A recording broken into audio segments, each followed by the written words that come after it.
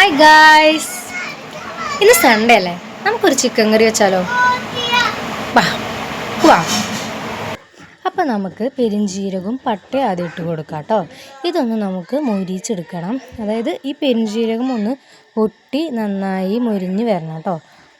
ഇനി നമുക്ക് സബോള ഇട്ട് കൊടുത്തിട്ട് നന്നായി വാട്ടിയെടുക്കാം കേട്ടോ. സബോള എത്രത്തോളം വാടണമെന്ന് എല്ലാവർക്കും അറിയാമല്ലോ. അപ്പോൾ ഇതേമാതിരി നന്നായിട്ട് വാടി വരുമ്പോൾ നമ്മൾ അരച്ച് വെച്ചിട്ടുണ്ടായിരുന്നു അരപ്പ്. അതെന്താണെന്ന് വെച്ച് കഴിഞ്ഞാൽ അരപ്പിൽ നമ്മൾ ഇഞ്ചി, പച്ചമുളക്, വെളുത്തുള്ളി ഇവർ 3 എണ്ണമാണ് നമ്മൾ അരച്ച് വെച്ചിരിക്കുന്നത്. അപ്പോൾ അത് ആഡ് ചെയ്ത് കൊടുത്തിട്ട് നന്നായിട്ട് നമുക്ക് വാട്ടിയെടുക്കാം കേട്ടോ. അപ്പോൾ ഗ്യാസ് ഇല്ലാത്തതുകൊണ്ട് നമ്മളിപ്പോൾ അടുപ്പിലാട്ടോ ചെയ്യണത്. അപ്പോൾ ഗ്യാസ് കിട്ടാനൊക്കെ ഭയങ്കര പാടല്ലേ. അപ്പോൾ പിന്നെ അടുപ്പിലേക്ക് ആക്കാമെന്ന് വിചാരിച്ചു. പിന്നെ അടുപ്പിൽ വയ്ക്കുമ്പോൾ വേറെ ഒരു പ്രത്യേക ടേസ്റ്റ് അല്ലേ. അപ്പോൾ അതുകൊണ്ട് നമ്മളിങ്ങനെ അടുപ്പിലാക്കാമെന്ന് വിചാരിച്ചു കേട്ടോ. അപ്പോൾ നമ്മൾ കറിവേപ്പില ഇട്ടിട്ടുണ്ടായിരുന്നു. അത് വീഡിയോ കട്ടായിപ്പോയി, എടുക്കാൻ പറ്റിയില്ല. ഇനി നമുക്ക് നമ്മൾ ആവശ്യത്തിനുള്ള മഞ്ഞൾപ്പൊടി ഇട്ട് കൊടുത്തു. കാരണം നമ്മൾ ഓൾറെഡി ചിക്കനിൽ മസാല പരട്ടി വെച്ചിട്ടുണ്ട് കേട്ടോ.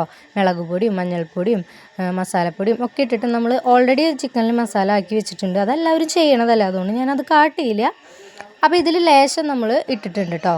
ഒരു 1/4 ടീസ്പൂണ് നമ്മൾ മഞ്ഞൾപ്പൊടി ഇട്ടിട്ടുണ്ട്. എന്നിട്ട് നല്ലപോലെ മസാല ഇളക്കിയിട്ട് നന്നായി വാടണം. ഈ ഒരു സബോള നന്നായിട്ട് നന്നായി വാടുമ്പോൾ ഒരു മണം വരും.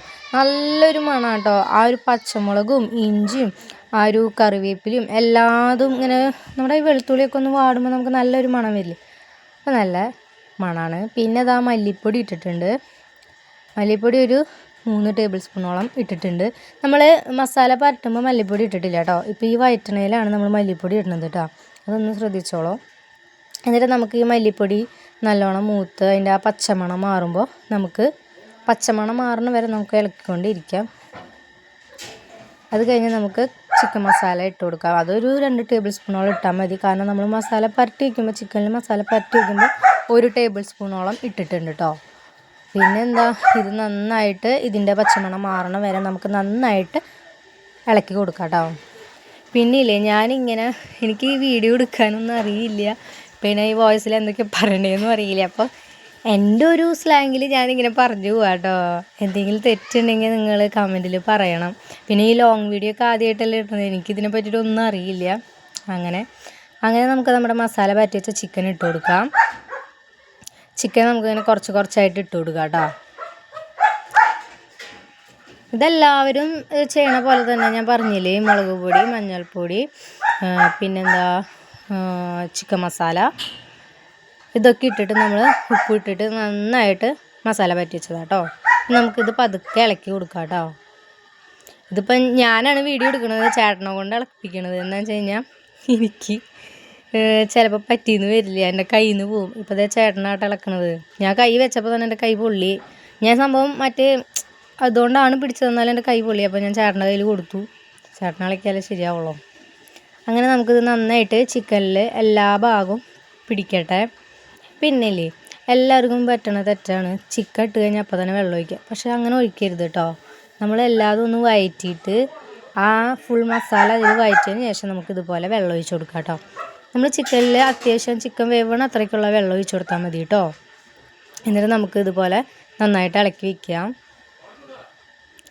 ഇങ്ങനെ ഇളക്കി വെച്ചിട്ട് ഇത് കുറുകി വരുമ്പോൾ നമുക്ക് കായ കഷ്ണം ഇടാം.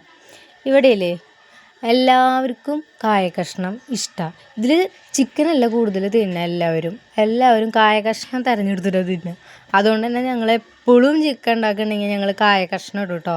ഇവിടെ എല്ലാവർക്കും കായ കഷ്ണം ഇഷ്ടമാണ്. പ്രത്യേകിച്ച് ഹസ്ബൻഡിൻ്റെ ചേട്ടന് കായ കഷ്ണം ഭയങ്കര ഇഷ്ടമാണ്. പിന്നെ എനിക്കും.